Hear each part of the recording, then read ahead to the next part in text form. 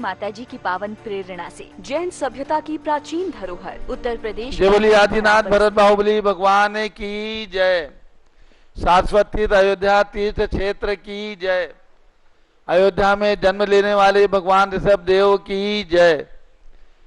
भगवान ऋषभ देव के प्रथम पुत्र चक्रवर्ती भगवान भरत स्वामी की जय।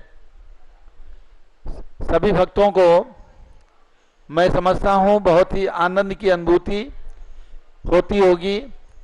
अयोध्या का नाम सुनते ही सभी के मन के अंदर श्रद्धा के भाव उमड़ते हैं।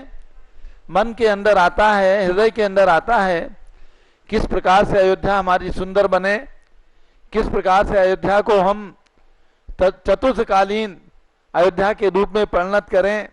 ये भाव मन के अंदर जागृत होते हैं, क्योंकि जहाँ पर तीर्थंकर भगवान जन्म लेते हैं, जिनकी देशना से ये जीव आत्मकल्याण के पथ पर अग्रसर होता है, ऐसे तीर्थंकर भगवान जिनका जन्म साक्षात जन्म जिस समय अयोध्या के अंदर हुआ, उस समय का दृश्य, उस समय का वातावरण कितना अलौकिक वातावरण रहा होगा।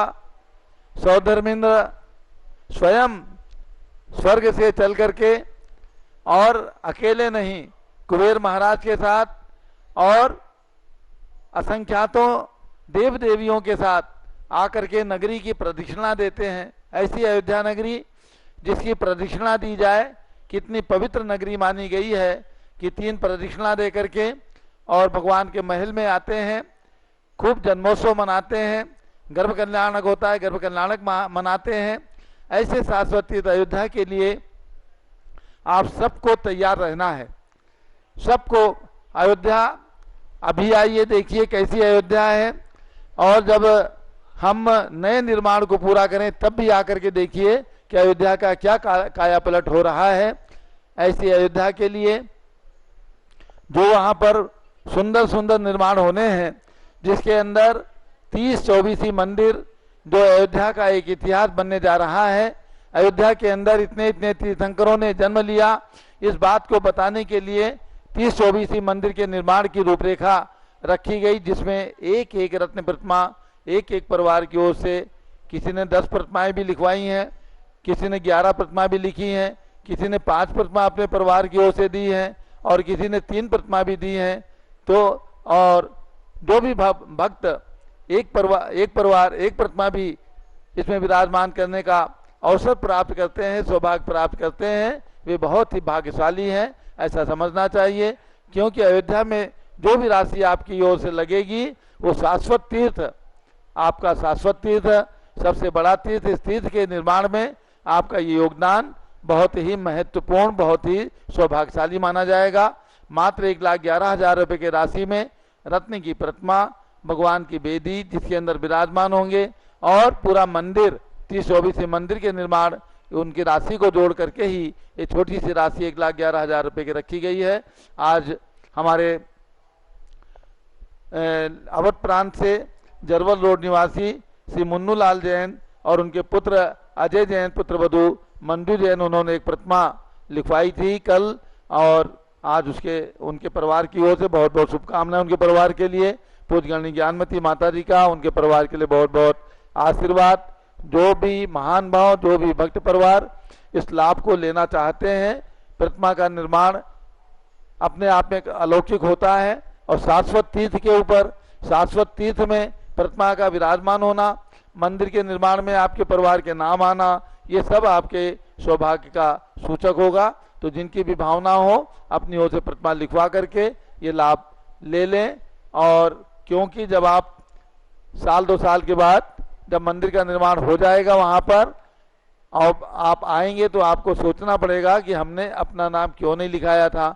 इसलिए आपको यही प्रेरणा है हमारी बार बार कि जिनकी भी भावना बन रही है, शीघ्रता से अपने नाम दे करके, अपने परिवार का नाम दे करके, क्योंकि शीघ्र ही प्रतिमाओं की ये योजना पूरी होने वाली है। इसलिए आपको अपने परिवार का नाम दे करके ये पुण्य लाभ अवश्य ले लेना चाहिए। बोलो ऋषभ देव भगवान की जय। गणी ज्ञानमती माता जी की जय। ओम नमः सिद्धेभ्यः। गणिनी ज्ञानमती दिव्यावदान समारोह के अंतर्गत आप कितनी देन, अवदान उपकार पूज्य माता जी के लिए, पूज्य माता जी की ओर से दुनिया को दी गई निधियां बहुत सारी श्रवण कर रहे हैं। उसमें शाश्वत निधि के रूप में शाश्वत तीर्थ अयोध्या का जो विकास जीर्णोद्धार है वो वास्तव में एक शाश्वत कार्य है। तो इस दिव्यावदान समारोह में प्रतिदिन आप 3:30 बजे से इन कार्यक्रमों के बारे में श्रवण करते हैं। अभी आज आपको मवाना, हस्तिनापुर के निकट मवाना से अखिल भारतवर्षीय दिगंबर जैन महिला संगठन की इकाई के रूप में श्रीमती डॉक्टर स्वाति जैन मवाना से, श्रीमती विमला देवी जैन मवाना, श्रीमती प्रतिज्ञा जैन मवाना से बहुत सुंदर कार्यक्रम सांस्कृतिक प्रस्तुति देने वाली हैं।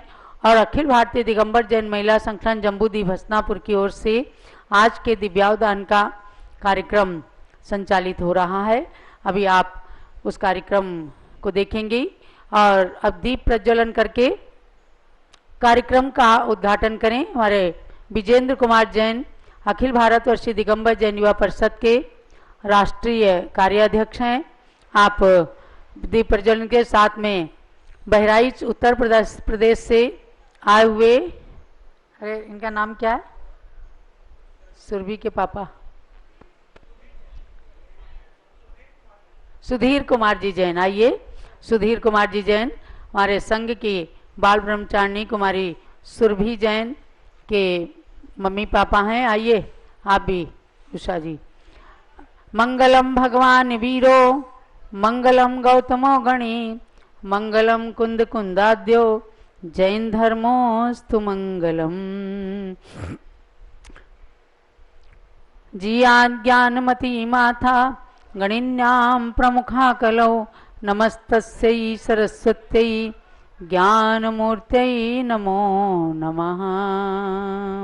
जलो परम पूज्य गणिनी प्रमुख श्री ज्ञानमती माता जी की जय। पूज्य माता जी के दिव्यावदान समारोह की जय। और अब आज की जो गणनी ज्ञानमती माता के चातुर्मास स्थल में से 32वें चातुर्मास सन 1984 जो जम्बूद्वीप हस्तिनापुर में पूज्य गणनी ज्ञानमती माता जी का संघ सहित संपन्न हुआ, उसकी झलकियां, यद्यपि आप प्रत्यक्ष जम्बूद्वीप के दर्शन करने वाले भव्यात्मा दर्शन करते रहते हैं, परंतु साल 1.5 साल से लॉकडाउन में बहुत सारे लोगों ने इन दर्शनों को नहीं प्राप्त किया। और वैसे भी चातुर्मास की श्रृंखला में सन 1984 के चातुर्मास स्थल जम्बूद्वीप हस्तिनापुर का आप ये दर्शन कीजिए। ये दर्शन आपको 13 दीप रचना के माध्यम से हो रहे हैं। और सन 1984 में पूरे जम्बूद्वीप रचना के प्रतिष्ठा महोत्सव की बहुत जोरदार तैयारियां चल रही थी। तभी सन 84 के चातुर्मास के पश्चात मई 1985 में बहुत बृहत स्तर पर जम्बूद्वीप रचना का पंच कल्याणक महोत्सव संपन्न हुआ था, जो प्रारंभ से ही पूज्य माता जी के मस्तिष्क में भगवान के चरण सानिध्य में ध्यान करते हुए रचना प्राप्त हुई थी सन 1965 में। उसी रचना 13 दीप की रचना जो संपूर्ण मध्यलोक की रचना होती है, जिसकी एक रचना के अंदर 2127 प्रतिमाएं हैं, 458 अकृत्रिम चैत्यालयों के साथ साथ देव भवनों में और समस्त पर्वत क्षेत्र आदि के माध्यम से 2127 जिन प्रतिमाएं इस मंदिर जी में विराजमान हैं, उस मंदिर का आप दर्शन कर रहे हैं। और अब हम परम पूज्य गणनी प्रमुख श्री ज्ञानमती माता जी, जिनको अपना हर छल हर पल हर पल भगवान की भक्ति में व्यतीत होता हुआ और पूर्व की स्मृतियों से जरूर ताजा होता हुआ दिख रहा होगा, ऐसी पूज्य गणनी ज्ञानमती माता के मुखारविंद से आप सभी मंगल उद्बोधन श्रवण कीजिएगा। और सन 1984 में विशेष किन उपलब्धियों के साथ कितना साहित्य, कितना निर्माण और कितनी भक्ति भावना पूज्य माता जी ने अकृत्रिम चैत्यालयों के लिए की है, ये उन्हीं के मुखारविंद से आप लोग श्रवण कीजिए। जब लो पूज्य गणिनी प्रमुख श्री ज्ञानमती माता जी की जय। ओम नमः सिद्धेभ्यः, ओम नमः सिद्धेभ्यः, ओम नमः सिद्धेभ्यः। मंगलम भगवान अर्हन् मंगलम ऋष्वेश्वरः, मंगलम सर्वतीर्थे साहा, जैन धर्मोस्तु मंगलम, जैन धर्मोस्तु मंगलम। बदलात्माओं, सन 1984 का चातुर्मास हस्तिनापुर में संपन्न हुआ। उस समय का चिंतन चल रहा था कि मुख्य रूप से जम्बूद्वीप पर, जम्बूद्वीप रचना में जो जिन मंदिर 78 जिन मंदिर हैं, तो सुमेरु का तो क्योंकि पंचकल्याण प्रतिष्ठा महोत्सव संपन्न हो चुका था, जम्बूद्वीप में जो 4 गजदंत हैं, जम्बू वृक्ष, सालनरी वृक्ष हैं, षटकुलाचल हैं, 16 बक्षार हैं और 34 विजयार्थ पर्वत, उनका निर्माण कार्य द्रुतगति से चल रहा था। और मोतीचंद जी निर्माण कार्य कराने में पूर्ण रूप में सक्रिय हो रहे थे। और इधर मेरा जो है लेखन कार्य, जम्बूद्वीप विधान और कोई न कोई विधान की रचना आदि में किया करती थी अपने लेखन कार्य में। और नियम सार की संस्कृत टीका जो अपूर्ण मेरी कई वर्षों से थी, उसको पूर्ण करने के लिए भी मैंने प्रयास किया, उसको पूर्ण किया। और आरिका रत्नवती माता जी भी जब जम्बूद्वीप ज्ञान ज्योति प्रवर्तन जो सारे भारत में चल रहा था, उत्तर प्रदेश में, इधर आसाम आदियों में, वहाँ की प्रभावना को सुन करके प्रसन्न होती रहती थी। बहुत उन्हें अच्छा लगता था, उन्हें जो सुनाया जाता था। कभी जम्बूद्वीप ज्ञान ज्योति रथ के प्रवर्तन में कभी मोतीचंद जी जाते थे, ब्रह्मचारी मोतीचंद जी, कभी रजनी जी जाते थे, कभी कुमारी माधुरी जो आज चंद्रावती जी हैं ये भी जाया करती थी और उस प्रभावना के कार्य में भाग लेती थी।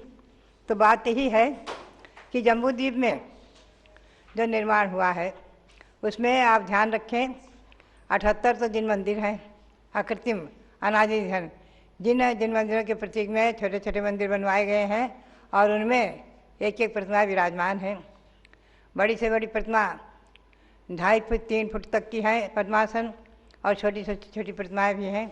और मुख्य रूप से एक ध्यान रखें आप, जम्बूद्वीप रचना में 6 समूह शरण दिखाए गए हैं, छोटे छोटे गंधकुटी के रूप में। पूर्व विदेह में सिमंदर और युगंधर भगवान के समूह शरण दिखाए गए हैं, चतुर्मुखी जिन प्रतिमा दिखाई गई हैं। और पश्चिम में बाहु सुबाहु भगवान के समूह शरण दिखाए गए हैं। और भारत क्षेत्र के आर्यखंड में भगवान ऋषभदेव का समोषण दिखाया गया है गंधकुटी के रूप में। और ऐरावत ने वहाँ की तीर्थंकर भगवान बालचंद्र तीर्थंकर का समोषण दिखाया गया है। इसमें गंधकुटी दिखाई गई हैं और चतुर्मुखी जिन प्रतिमा दिखाई गई हैं। ये अपने आप में एक महत्वपूर्ण रचना बनी है। यानी और 122 देव भवन बनाए गए हैं जो यथास्थान, जैसे कि हिमवंत पर्वत पर 11 कूट हैं, उसमें एक मंदिर है सिद्धकूट, और 10 देव भवन, देवों के नाम यथास्थान उत्कीर्ण कराए गए हैं।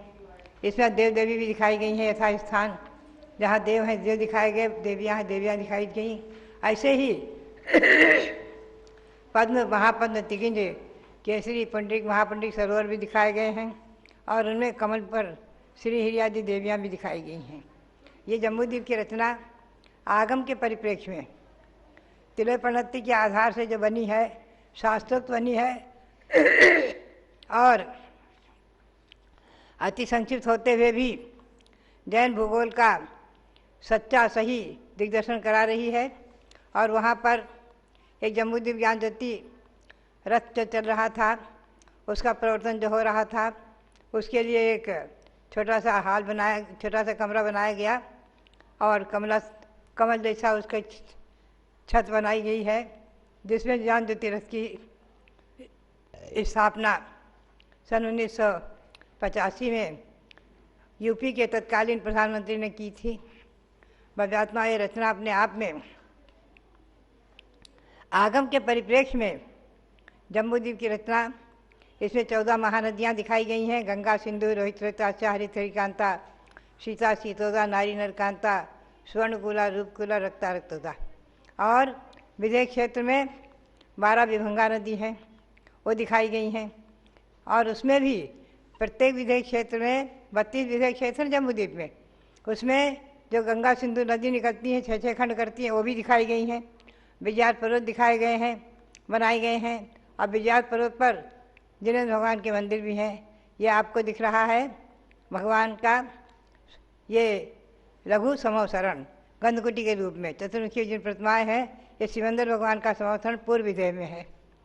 तो इसी प्रकार से युगंधर भगवान का समवसरण पूर्व विदेह में है। आज ये समवसरण वहाँ विद्यमान है। हमें और आपको गौरव है कि विदेश क्षेत्र में ये समवसरण आज भगवान की विराजमान है, विद्यमान है। और ये भगवान भी विद्यमान है, उन्हें आप मन वचन काय पूरक त्रिकाल नमोस्तु करें और 3-3 बार मस्तक झुकाकर नमोस्तु करते हुए हम भावना भाएं कि आगे अगली पर्याय में हम और आप देव जो बनेंगे निश्चित ही है, क्योंकि अनुवृत्ति महावृत्ति सम्यक दृष्टि ये निश्चित देव पर्याय को ही प्राप्त करेंगे। तो वहाँ से जाकर के और शिवेंद्र भगवान युगंधर भगवान बाहु सुबाहु भगवंतों के इन समवसरणों का दर्शन करें, समवसरण विराजमान भगवंतों का दर्शन करें, उनकी दिव्य ध्वनि सुनने का लाभ प्राप्त करें। इसी पंचम काल में श्री शिवेंद्र भगवान के समवसरण का ध्यान करते हुए श्री कुंद आचार्य को देव अपने विमान से ले गए थे और विदेश क्षेत्र में भगवान शिवेंद्र स्वामी के समवसरण में उन्हें पहुंचाया था। और भगवान शिवेंद्र के समवसरण में कुछ दिन रहकर आए हैं। बहुत सुंदर उसका रोमांचकारी वर्णन आया है कि वहाँ पर जब वो लगभग 5-6 हाथ के अवगाहना वाले पंचम काल के मनुष्य पहुँचते हैं मुनि के रूप में, और वहाँ तो 5-5 धनुष की अवगाहना वाले हैं। आज चतुर्थ काल जैसा यहाँ था भगवान ऋषभदेव के समय, वैसा ही काल वहाँ शाश्वत रहता है, हमेशा रहता है। तो वहाँ के समवसरण में भगवान शिवेंद्र से वहाँ के मुख्य श्रोताओं ने प्रश्न किया कि भगवान, ये मनुष्य के आकार का कौन सा इतना छोटा जीव है जो मुनि के वेश में? तो बताया कि ये पंचम काल के भरत क्षेत्र के आर्यखंड के पंचम काल के कुंद देव कुंद महामुनि हैं और इन्हें देव लेकर आए हैं। और ये पुण्य उनका विजय क्षेत्र में उन्हें पहुंचा दिया, दर्शन कराया पंचम काल में। ऐसे आचार्य श्री कुंद देव को भी हम और आप नमन करें। उनके कुंद सार के समय सार की मैंने जो संस्कृत ने 2 टीकाएँ हैं, अमरचंद सूरी की और जयसेनाचार्य की, उन दोनों टीकाओं का वह हिंदी अनुवाद किया है। वो समय सार ज्ञान ज्योति टीका के नाम से प्रसिद्धि को प्राप्त है, उसकी हिंदी टीका। और उसमें मूल संस्कृत भी है, हिंदी भी है। गाथाएँ 2 भाग में छपा है, पूरा उत्तरार्थ में। और श्री कुंद देव के नियम सार जो संस्कृत रचना प्राकृत रचना, उनकी गाथाओं पर मैंने शाद्वाज चंद्रिका नाम से संस्कृत टीका भी लिखी है, जो उस समय लिख रही थी वहाँ। उस समय सन 1984 में ये टीका का कार्य भी मैंने संस्कृत टीका का कार्य भी पूर्ण किया था। तो ये सब संस्मरण याद आ जाते हैं। और रत्नवती माता जी जो मेरी जननी और आरिका के वेश में वहाँ रहते हुए सुमेरु पर्वत की वंदना क्या करती थी और जम्बूद्वीप निर्माण को देखकर खुश होती थी। जम्बूद्वीप ज्ञान ज्योति के रथ के प्रवर्तन की प्रभावनाओं को सुनकर के बहुत प्रसन्नता का अनुभव करती थी। जिन्होंने स्वयं देखा था कि सन 1982 में जो ज्येष्ठ के मास में इंदिरा जी ने दिल्ली से जम्बूद्वीप ज्ञान ज्योति रथ का जो प्रवर्तन किया था, उसका प्रवर्तन बहुत ही प्रभावना से उत्तर प्रदेश, आसाम आदि में, मध्य प्रदेश में, दक्षिण में, सर्वत्र बहुत ही निराबाद चल रहा था। वो सब प्रभावना के कार्य भी हो रहे थे। तो बात यही है कि ये सब कार्य, जबकि मैं आपको बताऊं कि जब से मैंने घर छोड़ा है, मेरा अपना नियम रहा है कि मैं किसी निर्माण के लिए, किसी ग्रंथ प्रकाशन के लिए, अपने आहार विहार आदि की व्यवस्था के लिए कभी किसी से पैसे के बारे में नहीं कहूँगी। तो मैंने मोतीचंद रविंद्र जी से प्रारंभ में लिखित करा लिया था कि मुझे जम्बूद्वीप निर्माण आदि कराओ, आप रचना बनवाओ, लेकिन मैं कभी किसी से पैसे के बारे में चर्चा नहीं करूँगी, न बात करूँगी, न कहूँगी। तो बराबर मैं अपने नियम का पालन करती रहती थी। और ये लोग जो है कमेटी हमारी सशक्त दिगंबर नेत्र लोक संस्थान कमेटी, उसके सक्रिय कार्यकर्ता, ये लोग बराबर श्रावकों से अपनी व्यवस्थाओं की सब सब व्यवस्थाएं संपूर्ण कराते रहे हैं और हमारी चर्या में, हमारे नियम में किसी प्रकार की बाधा नहीं पहुंचने दी है। ये मुझे गौरव और प्रसन्नता है। ऐसे हमारे सक्रिय कमेटी के कार्यकर्ता आज हमारे जो विजेंद्र जी दिख रहे हैं, ये हमारे युवा परिषद के सक्रिय कार्यकर्ता रहे हैं और जम्बूद्वीप के विद्यार्थी भी रहे हैं। ऐसे इन सबके लिए बहुत बहुत मंगल आशीर्वाद। और विचार करके देखा जाए तो इन सभी ने मिलकर के जो धर्म प्रभावना के कार्य किए हैं और जम्बूद्वीप के निर्माण में जो सहयोग किया है और जो जम्बूद्वीप ज्ञान ज्योति रथ के प्रवर्तन में सहयोगी बने हैं, सबके लिए बहुत बहुत मंगल आशीर्वाद, बहुत बहुत मंगल आशीर्वाद। ये धर्म प्रभावना की कार्य आज भी हमारे पीठाधीश कर्मयोगी रविंद्र कीर्ति के हाथ से संपन्न हो रहे हैं। इतने विशाल मांगी तुंगी में विशाल भगवान ऋषभदेव का पंचकला प्रतिष्ठा महोत्सव, राजधानी दिल्ली में भगवान भरत की जो प्रतिमा विराजमान हुई, उसमें भी उनका सक्रिय योगदान और उनकी कर्मठता और यहाँ पंचकला प्रतिष्ठा महोत्सव संपन्न कराना, भगवान का मस्तकाभिषेक आदि होना, ये सब कार्यक्रम जो हमारे पीठाधीश रविंद्र कीर्ति जी करा रहे हैं, उनके लिए बहुत बहुत मंगल आशीर्वाद। इसी प्रकार से आप सब प्रभावना के कार्यों में भाग लेते हुए राजधानी दिल्ली के श्रावकगण और पूरे भारत के सबके लिए बहुत बहुत मंगल आशीर्वाद, बहुत